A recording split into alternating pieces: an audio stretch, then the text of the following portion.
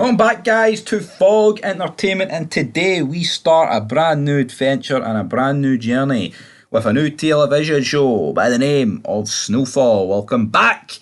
And special about this show is I will be live reacting to the entire show. Now, when these reviews come out, I'm probably anticipating that I've reacted to pretty much all of season one, so stay tuned for more reviews. But in terms of the live reactions to the episodes, they will be up on the channel. Now, as I'm recording this review, I've only reacted to one episode, but I am about to react to episode 2, and I'm looking forward to it because I thought this episode was pretty good. But like I do when I start new TV shows on this channel, I don't scan through Wikipedias, I don't scan through the plot, I don't scan through it. You know what? Not the best way of actually talking about it and remembering it is actually just remembering it and seeing how important characters were and how important, things really got, hit home with me. Because there's no point me reading off the Wikipedia and be like, oh, this happened and that happened. No, what stories hit hard to the big man, right?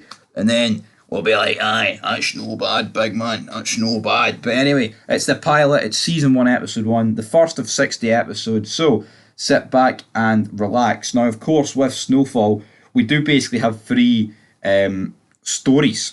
So essentially, alright, we'll start off with the wrestler. The wrestler story, I mean, it was alright, wasn't it?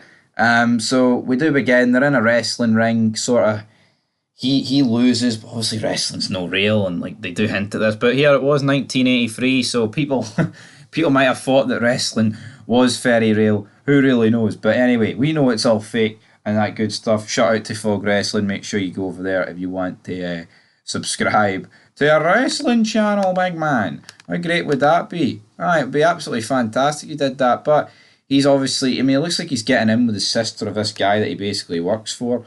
But essentially, he is beginning to make inroads here with like some form of cartel. I think his name was El Oso, I believe. Something along that. So he's a luchador, eh? Señor. Señorita, pro wrestler, huh? So we see him, he's tasked, we see him meet up with him, and she's like, oh, you can do it, baby. You can do it if you're being cute. And then later that night, he goes and kills this guy, takes his money, fires him down the stairs, and that's pretty much what we see of him. Now, we did see Franklin get an autograph off this guy, so it'll be interesting to see if these 3 stories overlap. But in terms of this guy, his part was the most, lackluster. I wouldn't say it was awful or, bad, but like I say, lackluster. Up next, we've got disgruntled CIA officer, Teddy McDonald. Now, he teamed up with Alejandro. Now, the episode did begin with these guys in the sense of Alejandro and his wee buddy who worked with Teddy. He ODs. And there was 3 women there. But he goes to pay Teddy a visit after this OD incident happens. Teddy then goes for his gun. Guys, like, if you feel more comfortable bringing your gun, then bring it. Teddy making it very obvious that he was going to bring his gun here. He brings his gun. He does a bit of investigation. Now he has to, correct the books and all that stuff. So he's working with Alejandro. He kind of gives, a big sob story. Oh, the Americans, they came to my country and they did this and they did that. And Teddy's just like, yep. And Teddy's like, are you sure you 2 were just here all alone?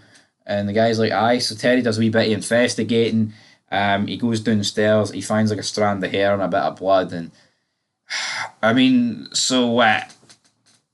think it must be that Alejandro killed the women. Because they were like, oh, phone an ambulance. And he's like, no, I'm not phoning the ambulance. I can't phone the ambulance because there's a fucking...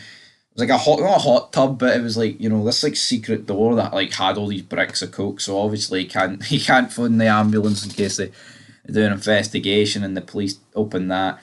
So I totally understand that logic. But in terms of them, that was it. But yeah, I thought Teddy was a pretty decent character, and Alejandro, I can definitely, he's the kind of guy I think would be getting killed at the end of season 1. But I thought those guys were decent. But the main event was Franklin.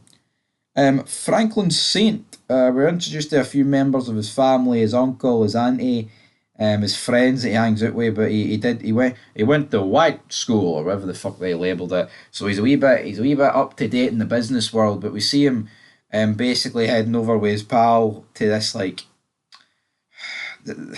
this kid whose parents are in the porn business. And when they're on the bus, his friend's blasting the boombox, and he's like, "You ain't could you turn that down?" And he turns it up. Why are people just such fucking shite bags, man? You know what I mean? See if you're going to say turn it. I mean, it shouldn't. But that's the problem. Like, seeing a proper society, see you asking someone to turn their music down, it shouldn't have to result in violence. It shouldn't have to. But here, it's like, how weak do you look telling this guy to turn his music down, and he turns it up? You know what I mean? In a normal world, like, this guy probably gets his boombox fired at the bus window, and then we all go about our merry day. But they get to the house, and essentially, I mean, we see a bunch of women there. You know, it's a porn house. What I mean, we've all seen it, brother. We all know what it's about. So you know the score there. The guy's mum is making him embarrassed. Mom, why are you wearing that bikini? It's like, look what's going on around you, buddy. All right, and this is what you're embarrassed about. But the guy tells Franklin that he needs coke for his girlfriend, because essentially he's feeding her coke habit, and it appears to be that's the only reason she's with him. So Franklin then pays a visit to the guy's dealer, but the guy's dealer is actually his parents' dealer, and his name's Avi. And he's like, "Well, I'm not selling shit to you, kid, because I need people to buy a brick, not a couple of bags." And then Franklin's like, "Well, you know what, alright, give it to me and I'll sell it." Avi's like, "You sure, kid? 12 grand, bring it back tomorrow?" Franklin's like, "Aye." Avi's like, "Well, to seal the deal, I need to shoot you.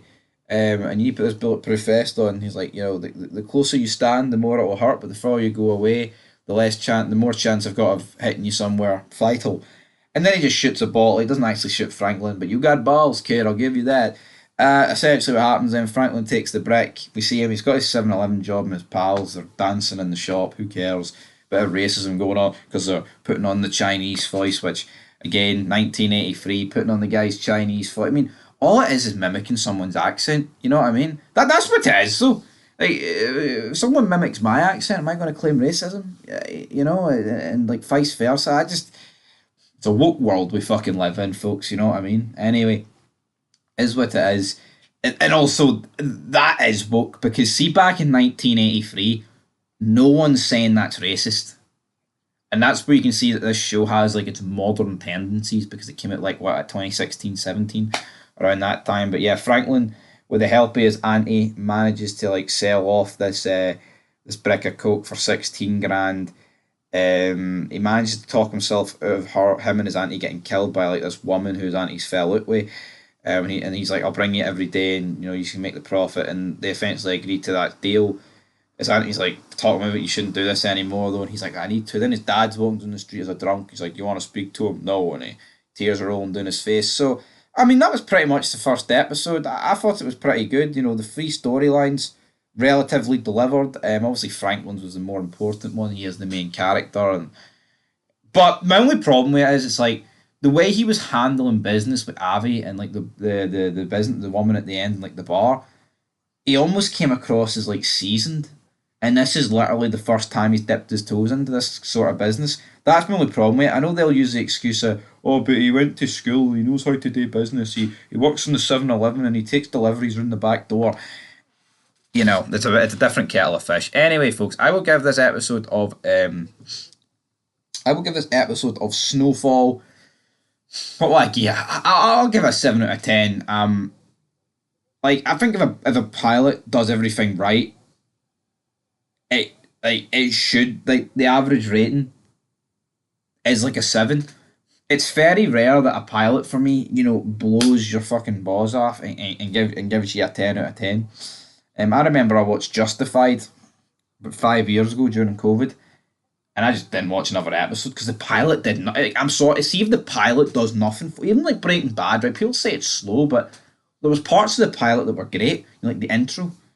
Like, there's other TV shows that I just feel like don't know how to deliver on a pilot, but thankfully, for my sake, Snowfall did deliver here. And yeah, if you're checking out this review for the first time, make sure to check out on the channel the live reactions, and hell, you might be there for season 2, 3, and beyond, etc., etc., and join us for the other reviews. But I'll give this a 7 out of 10. Thought it was pretty good. I mean, I'd seen someone comment say, something along the lines of, yeah, it's a great show, I just don't watch season 6. So looks like it's another TV show that's fallen victim to a piss poor final season. But here, I'll be the judge of that. We'll have to wait and see. Till then, though, peace.